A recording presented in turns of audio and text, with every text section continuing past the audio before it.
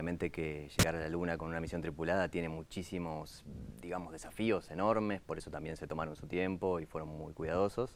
Pero bueno, ahí están. Cuando estaban por largar o hasta que empezaron a ver cómo iba todo eso, ¿cómo estabas? ¿Cómo estaban todos? Y muy ansiosos, pero qué sé yo, tratamos por ahí de no pensar tanto.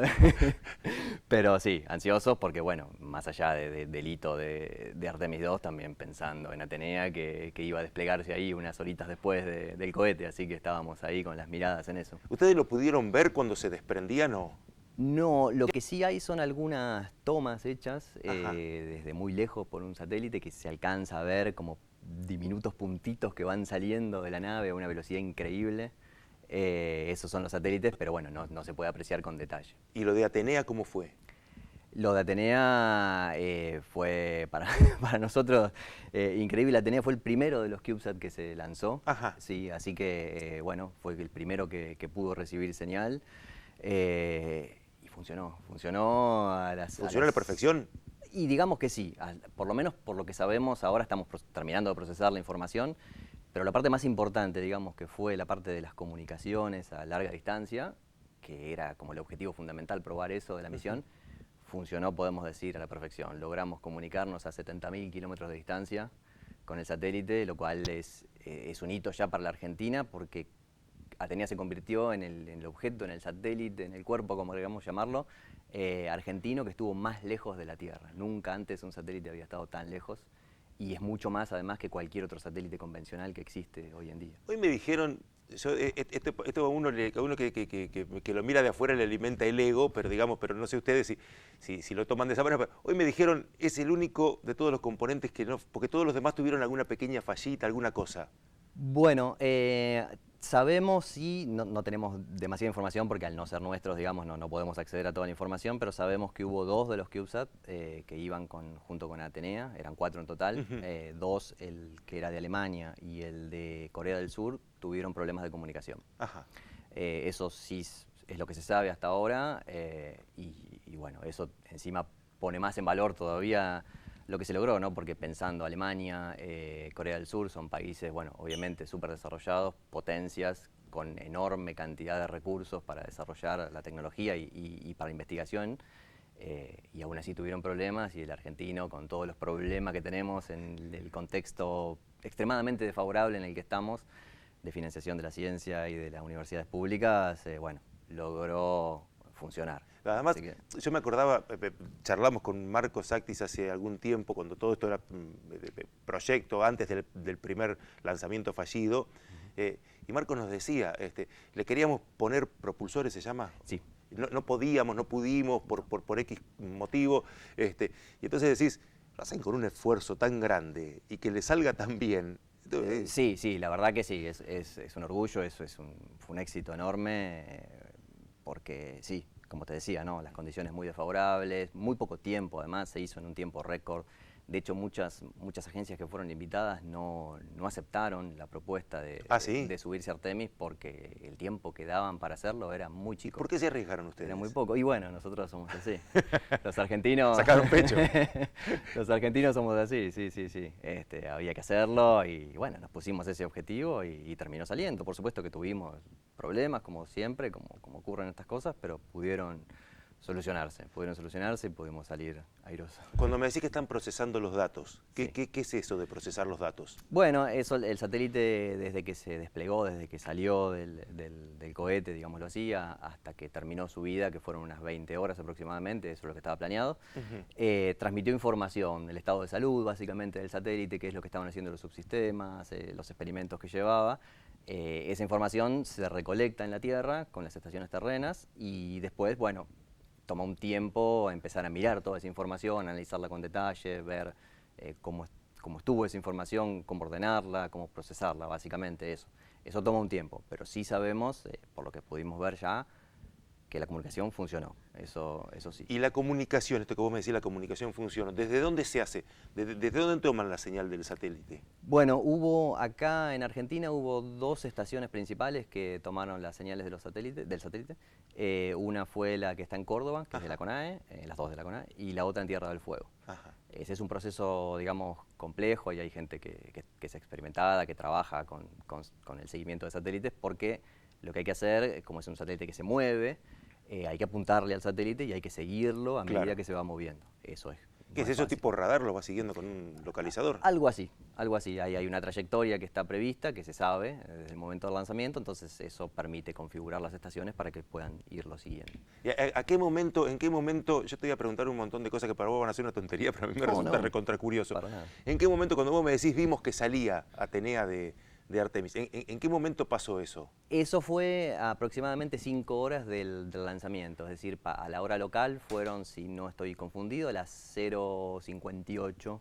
Porque Artemis dio un par de vueltas a la Tierra y se iba después. Sí, el lanzamiento de los satélites, esto se hizo previo a eso. Ajá. Es en la primera etapa, digamos, cuando el cohete empieza, digamos, a salir de la atmósfera y recorre una distancia grande, porque se lanzaron a unos 40.000 kilómetros de la Tierra aproximadamente, lo cual es mucho. Me decía Marcos, yo voy a utilizar los mismos términos que utilizó Marcos para esto. Cuando sale, cuando se reingresa en la atmósfera se hace bolsa. Se hizo bolsa, obviamente. Sí, se desintegra, se quema por la fricción que sufre en la atmósfera, ¿no? Eso sí, es así y estaba previsto de esa manera. O sea que esto, si vos no tomás los datos o toda la información que va tirando en la medida que viene cayendo, los perdiste para toda la cosecha. Sí, es así. Sí.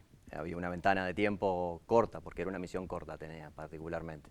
Hay otras misiones que por ahí son más largas, que hay más tiempo. En Atenea no, era o se hacían bien las cosas del principio o estábamos en problemas. Sí. ¿Y cuánto tiempo tenían? Y bueno, 20 horas era el máximo de duración, pero todos los minutos que se perdían contaban porque era corta. Pero por suerte se pudo recibir la señal inmediatamente. Ni bien se desplegó el satélite, inmediatamente pudimos recibir la señal, no solo en Córdoba y en Tierra del Fuego, sino también acá en La Plata, o cerca de La Plata, en Berazategui, en el Instituto Argentino de Radioastronomía. Ahí teníamos una antena, ellos diseñaron una antena, una estación terrena, y también recibimos los datos ahí.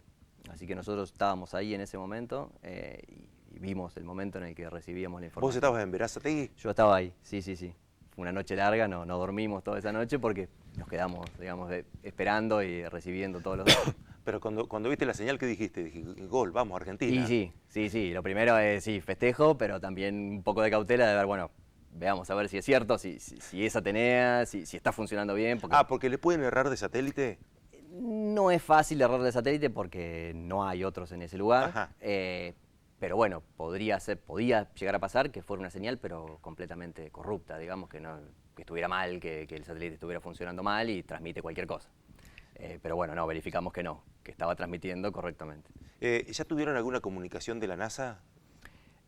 Nosotros particularmente no, porque bueno, no somos los que tienen interacción directa con la NASA, la gente de CONAE es la que maneja esa interacción, pero sí recibimos, digamos, felicitaciones públicas de la NASA que aparecieron por ahí en los medios, valorando el papel de Argentina con su satélite y cómo habíamos logrado, digamos, llegar a subirnos a Artemis y a que funcione efectivamente, ¿no? ¿Tenemos alguna imagen del diseño de Artemis? Pues yo me acuerdo que una vez cuando charlábamos con Marcos mostramos un cachito de Atenea, digo.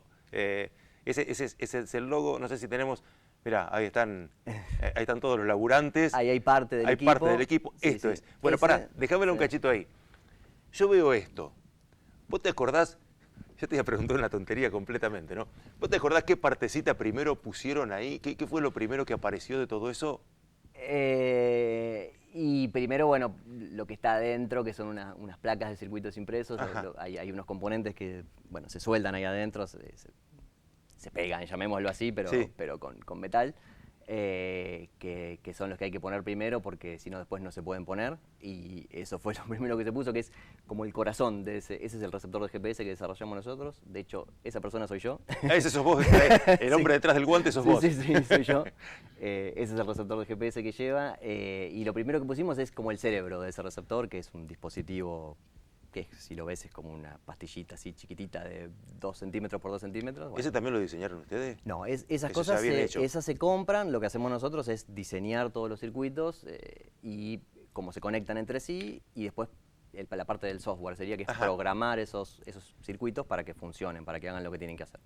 ¿Y los guantes tienen que ver con que cualquier polvillo, cualquier cosa lo corrompe a esto? Sí, todas las cosas que van al espacio tienen que tratarse con muchísimo cuidado. Una de ellas es la contaminación, uno de los problemas es la contaminación. Cualquier partícula que haya dando vuelta puede generar problemas, entonces por eso siempre hay que usar guantes, hay que usar cofias, taparse el pelo para que no queden rastros de pelos, ni los que tienen barba tienen que taparse la barba, hay que usar barbijo, ese tipo de cosas. Es muy pulcro eso. Sí, y todo se trabaja en lo que llaman salas limpias, que son lugares acondicionados con un flujo de aire especial para que no entre contaminación. Eso también lo tenemos acá.